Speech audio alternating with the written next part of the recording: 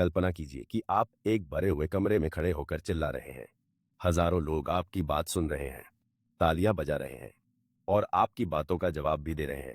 लेकिन जैसे ही आप रोशनी जलाते हैं, आपको पता चलता है कि वह कमरा बिल्कुल खाली है।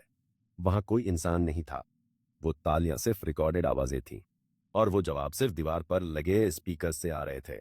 इंटरनेट पर आपकी आज की जिंदगी कुछ ऐसी ही हो चुकी है। क्या आपको वाकई लगता है कि आप सोशल मीडिया पर असली इंसानों से बात कर रहे हैं? क्या वो कमेंट्स, वो लाइक्स और वो गर्मागर्म बहसें वाकई किसी हाड़ मांस के इंसान ने की है? हकीकत इससे कहीं ज्यादा डरावनी है। Welcome to the dead internet theory. एक ऐसी थ्योरी जो अब सिर्फ साजिश नहीं बल्कि हमारी डिजिटल हकीकत बन चुकी है। आज इंटरनेट का 50% से ज्यादा ट्रैफिक इंसानों का नहीं बल्कि बॉट्स और एल्गोरिदम का है। हम एक ऐसी डिजिटल जेल में कैद हो चुके हैं जहां सच को दफनाया जा चुका है और आपके हर इमोशन को कोड के जरिए कंट्रोल किया जा रहा है। इस कहानी की जड़ें खोजने के लिए हमें थोड़ा पीछे जाना होगा। 2010 के शुरुआती सालों में इंटरनेट एक ऐसी जगह थी जहां ह्यूमन केओस यानी इंसानी हलचल साफ दिखती थी। लोग अजीबोगरीब ब्लॉग्स लिखते थे, रैंडम कमेंट्स करते थे और कंटेंट में एक कच्चापन होता था। लेकिन 2016-17 के आसपास कुछ बहुत बड़ा बदला। इंटरनेट के अंधेरे कोनों जैसे कि 4chan और पुरानी वेब फोन्स पर एक अजीब सी बेचैनी महसूस की जाने लगी। यूजर्स ने नोटिस किया कि इंटरनेट अब खाली खाली सा लग रहा है। अचानक हर तरफ एक जैसा कंटेंट दिखने लगा, एक जैसे कमेंट्स आने लगे और ट्रेंड्स भी एक तय पैटर्न को फॉलो करने लगे। यहीं से जन्म हुआ डेड इंटरनेट थ्योरी का। शुरुआत में इसे एक पागलपन भरा कॉन्स्पिरेसी थ्योरी माना गया, लेकिन जब साइबर सिक्योरिटी फर्म इम्परवा ने अपनी बैड बॉट रिपोर्ट रिलीज की तो पूरी दुनिया के होश उड़ गए। डेटा ने साबित कर दिया कि इंटरनेट पर होने वाली आधी से ज्यादा एक्टिविटी बॉट्स कर रहे हैं। यानी आप जिसे दुनिया समझ रहे हैं वो दरअसल एक खाली थिएटर है जहां सिर्फ मशीनें एक दूसरे से बातें कर रही हैं। अब सवाल यह है कि यह सिस्टम काम कैसे करता है। इसे समझने के लिए हमें एंगेजमेंट इकोनॉमी के बिजनेस मॉडल को समझना होगा। फेसबुक, इंस्टाग्राम और यूट्यूब जैसी कंपनियों का सिर्फ एक ही मकसद है, आपका अटेंशन। लेकिन इंसान तो थक जाता है, उसे सोने की जरूरत होती है, उसका मूड बदलता रहता है। एल्गोरिदम के लिए इंसान एक अनप्रिडिक्टेबल फैक्टर है। इसलिए सिस्टम को स्टेबल बनाने के लिए बॉट्स का सहारा लिया गया। क्लिक फार्म्स के बारे में सोचिए।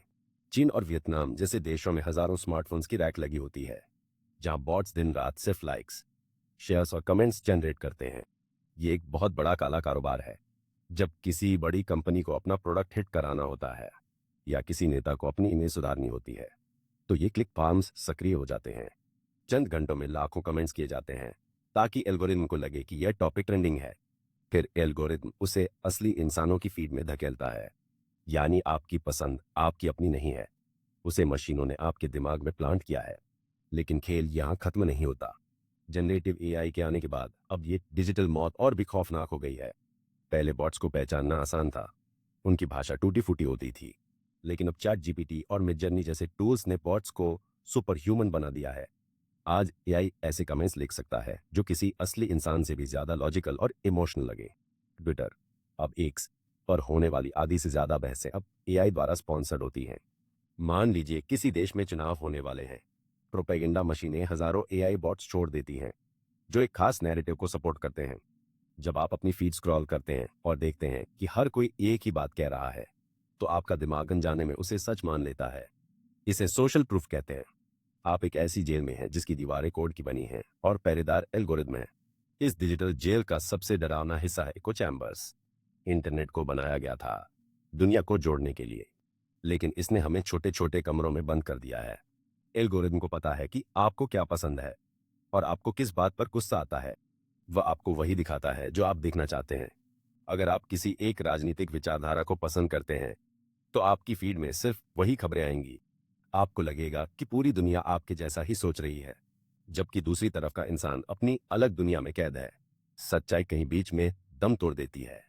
ये एक ऐसा फीडबैक लूप है जहां एआई कंटेंट क्रिएट करता है, एआई ही उसे प्रमोट करता है और एआई ही उसे कंज्यूम भी कर रहा है।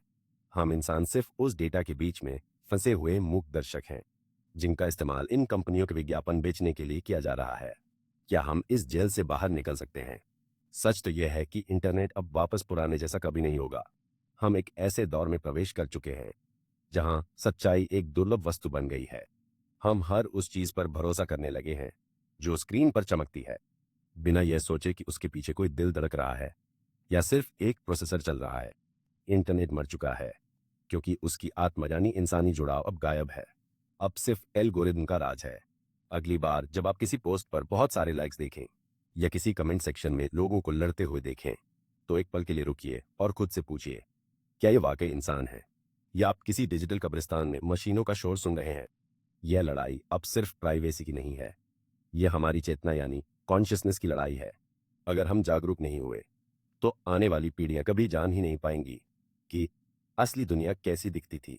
वे एक ऐसे मैट्रिक्स में पैदा होंगी जहां उनकी हर सोच, हर पसंद और हर सपना एक प्रोग्राम्ड आउटपुट होगा।